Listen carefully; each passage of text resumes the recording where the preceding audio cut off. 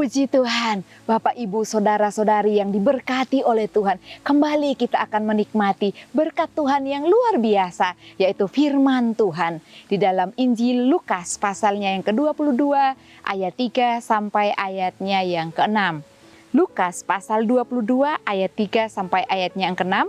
Saya bacakan firman Tuhan. Yudas mengkhianati Yesus. Maka masuklah iblis ke dalam Yudas yang bernama Iskariot, seorang dari ke-12 murid itu. Lalu pergilah Yudas kepada imam-imam kepala dan kepala-kepala pengawal bait Allah dan berunding dengan mereka, bagaimana ia dapat menyerahkan Yesus kepada mereka. Mereka sangat gembira dan bermufakat untuk memberikan sejumlah uang kepadanya. Ia menyetujuinya dan mulai dari waktu itu ia mencari kesempatan yang baik untuk menyerahkan Yesus kepada mereka tanpa setahu orang banyak. Puji Tuhan, Bapak Ibu yang diberkati, saya akan memberikan judul renungan kita yaitu Pengikut Kristus. Siapakah pengikut Kristus itu? Pengikut Kristus adalah semua orang yang percaya, yang menerima Tuhan Yesus sebagai Tuhan dan Juru Selamatnya, menerima pengajarannya firman dan melakukan di dalam kehidupannya. Nah, Bapak Ibu, di dalam Perjanjian Baru, pengikut Kristus juga disebut dengan murid-murid Tuhan Yesus. Kalau kita membaca di dalam setiap Injil, Matius, Markus, Lukas, dan Yohanes, ada banyak sekali ayat-ayat yang menjelaskan tentang murid-murid Tuhan Yesus. Merekalah yang disebut pengikut Kristus. Dan pada zaman sekarang ya, pengikut Kristus pada zaman kita, semua orang yang percaya, yang adalah Bapak Ibu kita semua jemaat Tuhan, pemimpin-pemimpin rohani, gembala sidang ataupun itu hamba-hamba Tuhan, semua kita disebut pengikut Kristus.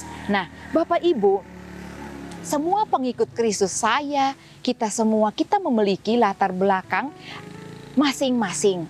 Oleh karena itu, di dalam firman Tuhan ada peringatan penting bagi semua pengikut Kristus. Apakah itu? Bapak Ibu, kita akan belajar bersama-sama dari kebenaran firman Tuhan ini. Dan mengapa Tuhan memberikan hal-hal penting yang harus kita lakukan di dalam kehidupan kita, supaya kita tidak terjatuh ke dalam pencobaan. Karena siapa saja pengikut Kristus, maka ia akan menjadi objek dari tawanan iblis. Oleh karena itu, kita harus melakukan setiap hal yang diajarkan Tuhan melalui kebenaran firman Tuhan. Kita melihat contoh yang pertama Bapak Ibu, yaitu Yudas. Kita sudah membaca ayat 3 sampai ayatnya yang ke-6 tentang Yudas. Nah, mengapa seorang Yudas yang sudah menjadi murid Tuhan Yesus, pengikut Kristus, dapat mengkhianati Tuhan Yesus? Dia berkhianat kepada Tuhan Yesus, padahal telah menjadi pelayan Tuhan. Terlebih dahulu kita melihat siapakah Yudas itu. Di dalam Injil Yohanes pasalnya yang ke-12 ayat 6, Bapak Ibu dapat membaca keseluruhannya. Dalam Yohanes 12 ayatnya yang ke-6 dijelaskan, saya akan bacakan buat kita semua. Yohanes pasalnya yang ke-12 ayatnya yang ke-6. Demikian bunyi firman Tuhan. Hal itu dikatakannya bukan karena ia memperhatikan nasib orang-orang miskin, melainkan karena ia adalah seorang pencuri. Ia sering mengambil uang yang disimpan dalam kas yang dipegangnya. Yudas adalah orang yang dipandang, orang terpandang karena dia mendapatkan kepercayaan. Dia mengelola, dia menyimpan kas. Dan Yudas dikatakan pada Yohanes 12 ayat 6 tadi, dia hidup dengan tidak jujur, dia sering mencuri uang kas. Oleh karena itu Bapak Ibu Saudara, ada masa lalu, ada latar belakang yang mengikuti Yudas, dan Yudas ternyata belum bertobat sungguh-sungguh Bapak Ibu, sehingga latar belakangnya atau masa lalunya dapat mempengaruhi kembali ketika dia menjadi seorang pengikut Kristus. Nah, selain Yudas sering mencuri uang kas, di sini dikatakan ya, ada dosa yang tersembunyi, ada hal-hal yang tersembunyi, yang ditutupi dalam kehidupan Yudas. Dikatakan pada ayat yang ke-6, ketika dia mengadakan mufakat sama ahli Taurat, ya untuk mengikat Tuhan Yesus. Tuhan Yesus tidak banyak orang yang tahu, artinya Yudas melakukannya dengan sendiri tanpa diketahui oleh sahabat-sahabatnya yang lain, yaitu murid-murid Tuhan Yesus. Dia sering menutupi dosanya sendiri. Bapak Ibu, ini adalah hal yang sangat bahaya ketika kita sudah percaya menjadi pengikut Kristus tapi kita masih sering melakukan dosa. Mungkin tidak ada orang lain yang tahu karena kita pandai menutupi dosa atau kesalahan yang kita perbuat. Itu menjadi celah bagi iblis. Dari kita harus berhati-hati di dalam pengiringan kita sebagai pengikut Kristus yang sejati. Yudas memberi peluang kepada iblis. Mengapa dia dapat jatuh? Karena dia memberi peluang kepada iblis. Iblis masuk ke dalam diri Yudas, dikatakan pada ayat 3 tadi. Nah, di dalam Yohanes pasal 13 ayat 2 dan 27 juga di sana dikatakan ketika Tuhan Yesus sesudah memberikan roti, ketika mereka melakukan perjamuan bersama, Yudas meninggalkan mereka. Dia telah dikuasai oleh iblis. Dan Bapak Ibu, apabila di antara kita ada yang masih melakukan dosa dan belum bertobat sungguh-sungguh, ketika kita sudah menjadi orang percaya, yaitu pengikut Yesus Kristus, ya masih sering melakukan hal-hal, ya masih kita sembunyikan, kita tutupi dosa kita, mari segera bereskan agar tidak jatuh di dalam jeratan iblis yang dapat membinasakan kehidupan kita. Di dalam 1 Petrus pasal 5 ayat 8, firman Tuhan menjelaskan, berjaga-jagalah, lawanmu adalah iblis. Dia berjalan berkeliling mengaum-ngaum mencari mangsa yang siap ditelannya. Siapakah mereka? Semua pengikut Kristus, tidak terlepas kita, Bapak Ibu, saya, kita semua, kitalah objek dari iblis. Oleh karena itu firman Tuhan berkata, berjaga-jagalah, ya. Dalam Efesus 6 ayat 12 juga dikatakan bahwa perjuangan kita bukan melawan darah dan daging, tetapi melawan penguasa-penguasa, penghulu-penghulu udara, yaitu roh jahat, yaitu iblis yang ingin menggagalkan, ingin mengalahkan kita dari kemerdekaan yang Tuhan Yesus sudah kerjakan dan Tuhan Yesus berikan buat saya dan kita semua.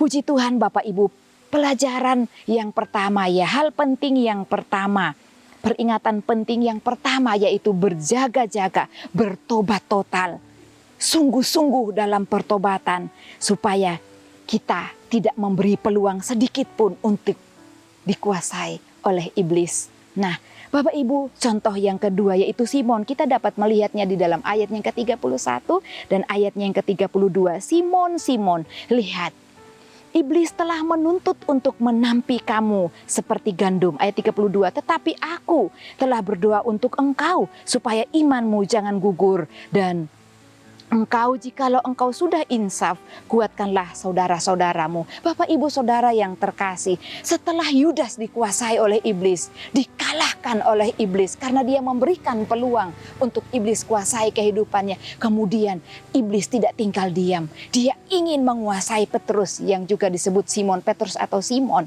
ya. Tetapi Tuhan Allah kita Yesus Kristus adalah Allah yang Maha Tahu. Dia tahu apa yang iblis akan kerjakan selanjutnya. Ketika dia mengalahkan Petrus, dia mencerberaikan murid Tuhan, dia memisahkan, karena kalau kita lihat dalam kata menampi itu artinya memisahkan. Ketika murid-murid Tuhan Yesus terpisah, maka iblis dengan leluasa mengalahkan murid-murid Tuhan. Tetapi tidak demikian Bapak Ibu Saudara yang diberkati Tuhan. Yesus yang kita sembah, ya. Kita sebagai pengikut Tuhan, pengikut Kristus, Tuhan tahu kelemahan kita dan Dia tahu yang terbaik buat kita. Dia dikatakan dalam firman Tuhan, aku berdoa untukmu Simon supaya imanmu jangan gugur. Lihatlah betapa luar biasanya kasih Tuhan kepada murid-muridnya, kepada kita semua pengikut Kristus, murid Kristus, murid Tuhan Yesus. Yesus berdoa supaya iman Simon tidak gugur. Nah, pelajaran penting yang kedua yang dapat kita pelajari bersama-sama adalah jangan terlalu mengandalkan kekuatan diri sendiri bahwa kita mampu dan cukup melakukan segala sesuatunya, seperti pengakuan Simon di ayat-ayat berikut bahwa dia berkata, aku bisa Tuhan, aku siap dipenjarakan, ya, membela Tuhan Yesus. Tapi Tuhan tahu apa yang terjadi pada masa depan Simon, ya.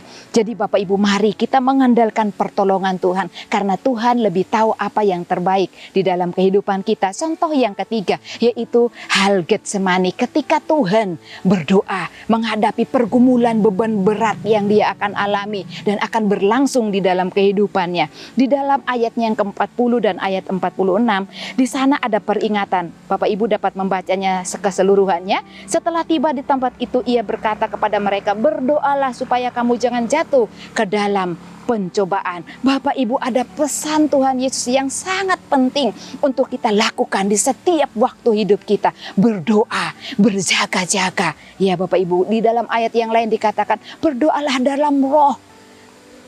Tuhan menghendaki kita berdoa supaya kita tidak jatuh di dalam pencobaan. Bapak Ibu, mengalami persoalan, masalah kehidupan, pergumulan, beban hidup itu manusiawi. Karena setiap kita semua mengalami pergumulan. Bahkan Yesus pernah mengalami pergumulan berat. Di Getsemani dikatakan Tuhan sedang menghadapi pergumulan berat. Tetapi apa yang penting yang kita lakukan? Ingat, jangan menyerah. Jangan beri peluang kepada iblis untuk mengalahkan dan menggugurkan iman kita. Efesus 6 ayat 10 sampai 18. Di sana ada banyak sekali ayat firman Tuhan tentang perlengkapan rohani yang dapat kita gunakan untuk menghadapi iblis, yaitu musuh kita. Mari kita sama-sama menikmati kasih Tuhan, kemerdekaan yang Tuhan sudah berikan, supaya iman kita tidak gugur di dalam menghadapi musuh kita, yaitu iblis. Tuhan Yesus memberkati. Haleluya, terima kasih Bapa yang baik, terima kasih Tuhan Yesus. Kami mengucap syukur karena kami adalah pengikut Kristus. Kami mau menjadi pengikut Kristus yang setia. Tapi kami sudah belajar melalui kebenaran firman-Mu bahwa ada hal yang tidak mudah yang kami harus hadapi melawan iblis yang ingin menggugurkan iman kami, yang ingin mengalahkan kami dari kemerdekaan sejati yang Tuhan sudah berikan bagi setiap kami. Tuhan, beri kami kekuatan supaya kami dapat teguh iman kami di dalam Engkau. Di dalam nama Tuhan kami Yesus Kristus, kami mengucap syukur untuk kebenaran firman-Mu. Haleluya. Amin.